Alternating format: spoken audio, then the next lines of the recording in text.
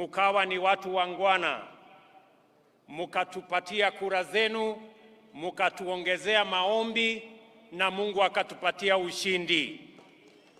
Jameni watu wa Embu, nasimama mbele yenu leo kusema asante sana. Narudia tena watu wa Embu kusema asante sana.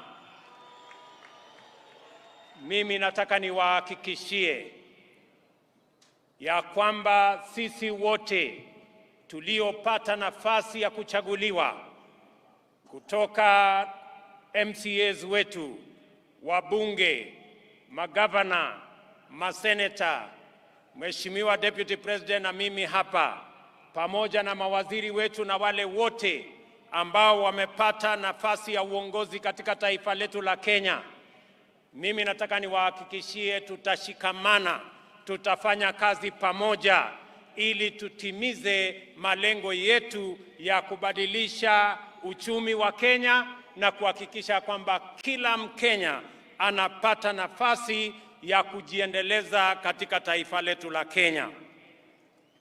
Na wauliza viongozi wote, sote tuliopata nafasi kutokana na kura za wananchi hawa, tushikamane, tushirikiane, tufanye kazi pamoja ili tuweze kubadilisha Embu wakati tunabadilisha Kenya. Asanteni tena watu wa Embu kwa msaada wenu, kwa kura zenu na kwa maombi yenu. I want to say thank you very much to the great people of Embu County, as I thank all Kenyans who stepped forward to vote in the last election so that we, as the people of Kenya, can maintain our democratic credentials as a nation that is democratic, as a nation that is built on the firm foundation of multi-party democracy. And now it is our opportunity, all of us as leaders in government and in the opposition, to work together towards making our nation great. On this day, 60 years ago, Kenya formally gained its right of internal government.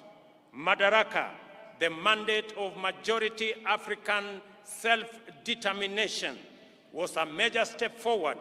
The emergence of this nation as a republic later that year.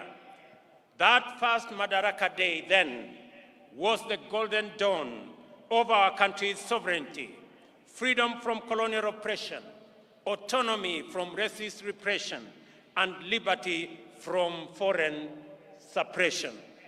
In fighting for our sovereignty, our noble freedom fighters had primarily waged a political struggle to liberate a people divided, humiliated, and impoverished under a predatory system